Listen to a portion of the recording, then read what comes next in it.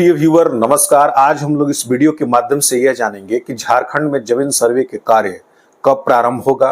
इसके साथ हम ये भी जानेंगे कि सर्वे के दौरान कौन कौन से कागजातों की आवश्यकता पड़ेगी या झारखंड सरकार के द्वारा कौन कौन से कागजातों की मांग रैयतों से की जाएगी, इसके बारे में भी जानेंगे।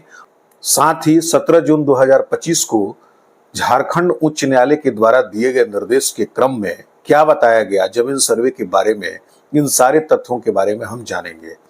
दोस्तों, झारखंड उच्च न्यायालय में गोकुल चंद्र के जनहित याचिका की सुनवाई के क्रम में यह स्पष्ट सरकार के द्वारा बताया गया कि जमीन सर्वे के कार्य निश्चित ही हम करेंगे और त्वरित गति से करेंगे।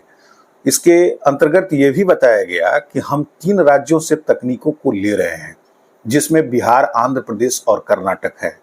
इन राज्यों से तकनीक को अपना करके हम जमीन सर्वे के कार्य तेजी से करेंगे।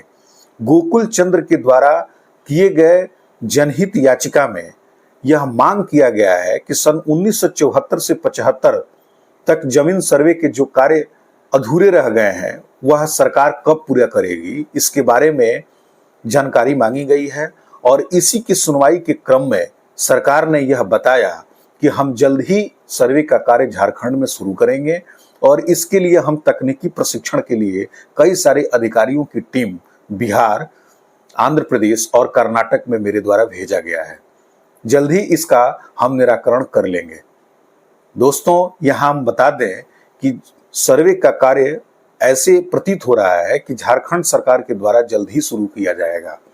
इसके लिए आवश्यक है कि आप यह जान लें कि सर्वे के दौरान किन किन कागजातों की आवश्यकता आपको पड़ेगी। दोस्तों, यह आवश्यक हो जाता है कि जब झारखंड में भूमि सर्वे का कार्य जब प्रारंभ हो तो यह आपको मालूम होना चाहिए कि ऐसी परिस्थिति में कौन कौन से डॉक्यूमेंट यानी कागजातों की आवश्यकता आपको पड़ेगी। सबसे पहले, अगर आपके पास खतियानी भूमि है तो खतियान की नकल की आवश्यकता पड़ेगी। इसके साथ साथ वंशावली की आवश्यकता पड़ेगी। अगर बंटवारा आपस में आपने किया हो तो उस बंटवारे का प्रपत्र आपके पास होना चाहिए। अगर बंटवारे का प्रपत्र नहीं है तो सादे पेपर पर भी सभी सह खातेदारों का एक बंटवारा सुनिश्चित करके हस्ताक्षर होना चाहिए। और बहन और बुआ के संदर्भ में एनओसी प्रमाण पत्र आपके पास होना चाहिए। अगर खतियानी भूमि है तो ये सारे कागजात अगर आपके पास हैं तो झारखंड सरकार कभी भी सर्वे का कार्य शुरू करती है तो उसमें आपको कोई दिक्कत नहीं होने वाली है। परंतु विक्रय और क्रय वाली भूमि को लेकर के अगर हम बात करें तो आपके पास केवाला होना चाहिए। केवाला के साथ साथ आपका जो दखल कब्जा जो आपने कर लिया है उसमें अगर सह खातेदार हों तो उनकी स्थिति भी आपको सुस्पष्ट करनी पड़ेगी कि उनके द्वारा किसी भी प्रकार की कोई हमारे पर आपत्ति नहीं है। अगर आपत्ति न्यायालय में चल रहा हो तो वह भी आपके पास, अगर उसका स्थगन हो या वो समाप्त हो गया हो तो उसका प्रमाण पत्र होना चाहिए। यहाँ बता दें कि केवाला के संदर्भ में यानी क्रय विक्रय वाली भूमि के संदर्भ में आपको वंशावली की कोई आवश्यकता नहीं पड़ेगी। यानी आधार कार्ड, डीड, लगान रसीद या दाखिल खारिज का जो शुद्धि पत्र है वह अगर आप दे देते हैं तो ऐसी स्थिति में आपके कागजात पूरे हो जाते हैं और सर्वे के लिए आप सक्षम दस्तावेज आसानी से दे पाएंगे। दोस्तों, यहाँ हम बता दें जो जनहित याचिका दायर की गई है उसमें यह मांग की गई है कि सर्वे के कार्य अगर जल्दी नहीं होंगे तो इसका मालिकाना हक और जो जमीन की प्रकृति है वह जल्द से जल्द सुनिश्चित नहीं हो पाएगी, जिसमें हेरा फेरी की पूरी संभावना है।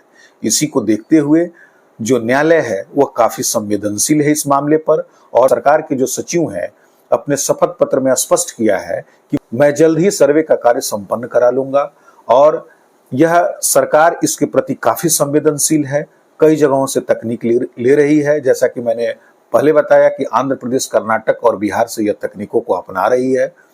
तो इससे स्पष्ट होता है कि यह सर्वे के जब कार्य प्रारंभ होंगे तो जिस तरीके से बिहार में जमीन सर्वे का कार्य चल रहा है और उसमें जो कागजातों की मांग की जा रही है उसी आधार पर पूरी संभावना है कि यहाँ भी मांग की जाएगी, जैसा कि मैंने उसी आधार पर पूर्व में बताया।